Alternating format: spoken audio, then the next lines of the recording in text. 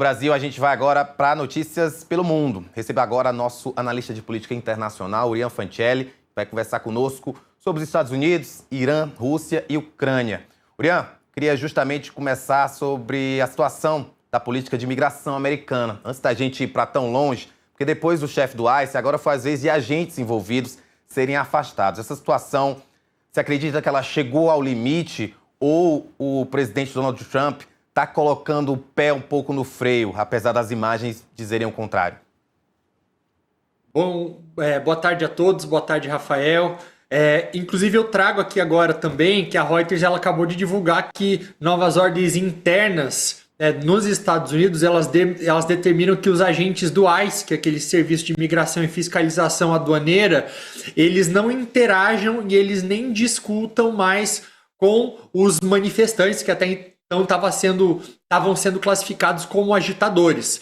Isso porque existe o receio de que isso possa aumentar ainda mais as tensões nas ruas. Então a orientação agora é falar o mínimo possível com o público, apenas para dar alguns comandos durante as prisões. Aí, Rafael, ao mesmo tempo, os agentes eles passam também a ter como alvos exclusivos os imigrantes com acusações criminais ou condenações. Ou seja, pelo menos agora eles abandonam aquelas varreduras amplas, indiscriminadas que aconteciam e que provocavam todos esses protestos nas ruas e também aquelas disputas judiciais. Isso acontece depois do Trump ele dizer publicamente que ele quer desescalar a situação, dele entregar também o comando local ao seu czar da fronteira, que é o Tom Homan, o que mostra que aí sim pode haver um pouco mais de direcionamento nessas orientações, nessas operações. Mas o que isso significa na prática? Eu, pelo menos, e aí respondendo de forma mais direta a sua pergunta, eu interpreto esse movimento como um reconhecimento explícito de que aquela estratégia até então adotada em Minneapolis, que ela saiu do controle. Quando a gente ouve o próprio czar da fronteira admitindo publicamente que nada ali foi perfeito, eu acho que o que está por trás disso é uma constatação de que a presença desses cerca de 3 mil agentes federais, numa cidade consideravelmente pequena, ela nunca produziu todos aqueles resultados desejados, mas sim atrito. Então, eu acho que a aposta inicial em patrulhas ostensivas, grupos circulando pelas ruas em busca de prisões aleatórias, tudo isso acabou gerando confrontos constantes, aumentou a hostilidade da população e colocou os próprios agentes em risco. E aí, a posição do Donald Trump internamente, ela acaba sendo bastante complicada, porque quando ele dá esse passo para trás e passa a deixar um pouco mais evidente que ele pode, de repente, pegar mais leve, ou que pode até, enfim, não dar continuidade a uma estratégia completamente agressiva que estava sendo levada a cabo até então, isso começa a gerar críticas daquele núcleo mais duro do MAGA, do Make America Great Again, que estavam muito felizes com o que estava acontecendo. Então, existe também, por parte do eleitorado mais feroz do Donald Trump, uma pressão para que tudo aquilo continue a acontecer, o que acaba colocando o Trump numa posição bastante difícil também. Atenção, ontem também foi um agente do ICE que tentou entrar no consulado do Equador, que fica em Minneapolis, lá no estado de Minnesota. Você acredita que essa gafe diplomática também pode ajudar nesse processo aí de pisada no freio de Donald Trump? Eu acho que sim, porque uma das críticas que tem surgido com bastante constantemente, ela tem a ver com a falta de preparo, até mesmo críticas direcionadas à maneira como esses agentes são recrutados. Então, quando uma pessoa ela não entende até onde ela pode chegar, não pode violar um prédio diplomático. Aí isso mostra ainda, que existe toda uma falta de treinamento, de capacitação para exercer esse tipo de função, o que dá munição para quem critica essa abordagem do Donald Trump e que obriga o Trump justamente a dar esse passo para trás. Vamos mudar de assunto então agora, vamos para o Irã, porque está crescente a pressão e a ameaça dos Estados Unidos sobre o país e ela fez com que governantes iranianos dessem uma resposta. E a resposta foi na mesma moeda, né? Você concorda ou virou um jogo apenas de palavras entre os dois países? Não consigo dizer ainda se são só de palavras ou não. A gente olha para os dois lados e vê que existem movimentações.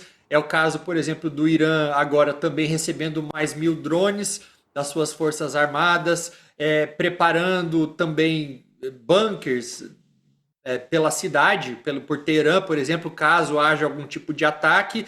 E, ao mesmo tempo, o Donald Trump falando, né, nessa armada massiva que está indo em direção ao Irã, o que deixa de ser apenas uma ameaça de rede social, porque tem, de fato, um movimento militar concreto acontecendo.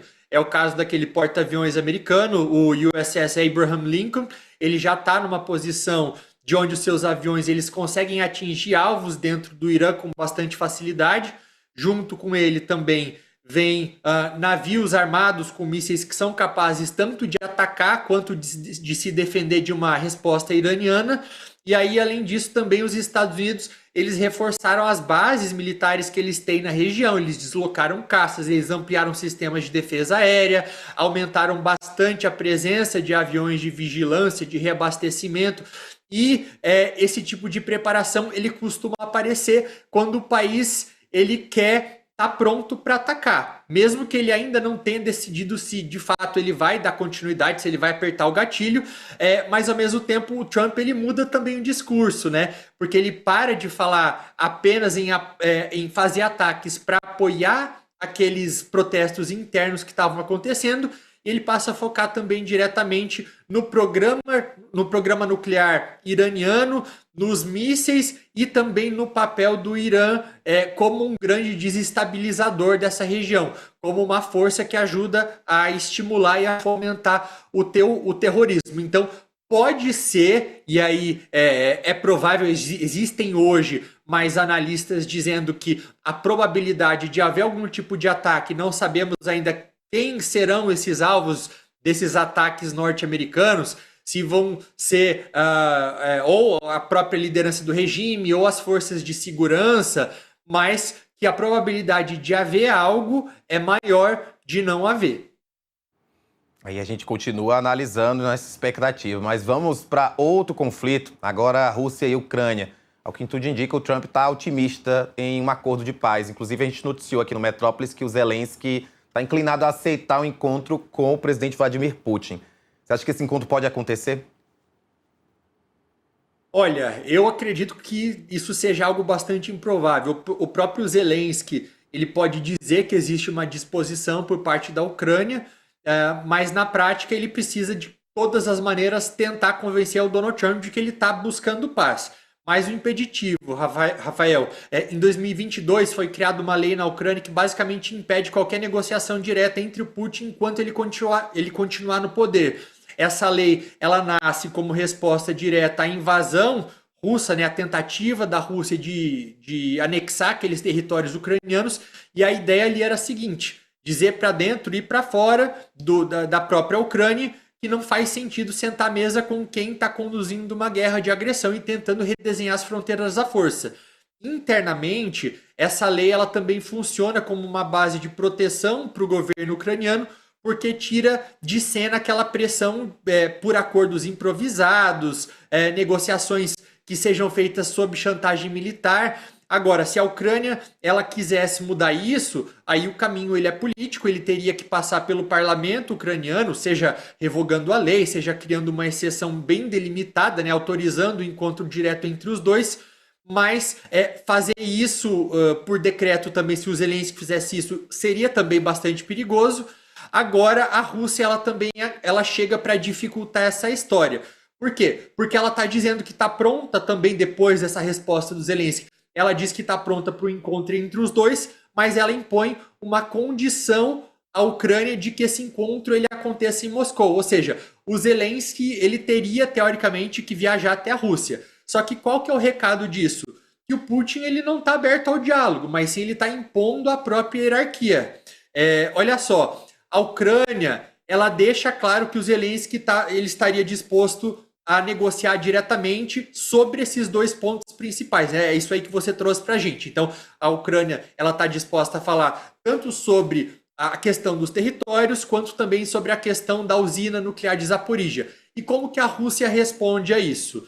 Qual que é a tática da Rússia? Ela tira o foco do conteúdo dessa conversa que a Ucrânia propõe e passa a deslocar o foco da conversa para o palco, ou seja, para onde essa conversa aconteceria. Então, mesmo que ela ofereça ali garantias de segurança para o Zelensky, dizendo que não vai atacar o Zelensky, que não vai prender o Zelensky, o Putin, o ditador, ele tenta normalizar de alguma forma a ideia de que a negociação só pode ocorrer nos termos dele, no seu território, como se a guerra e a ocupação não tivessem alterado completamente qualquer noção de neutralidade e equilíbrio entre os dois lados. Então, poderia acontecer um encontro? Até poderia, mas o que o histórico mostra, como um todo, desde que tudo isso começou, é que a Rússia ela sempre tenta encontrar um novo obstáculo. Antes era o formato, depois o local, agora também a exigência de que isso aconteça no próprio território russo. Urian, muito obrigado pela tua participação aqui no Contexto Metrópolis. Qualquer novidade, você volta com a gente. Obrigado, até mais.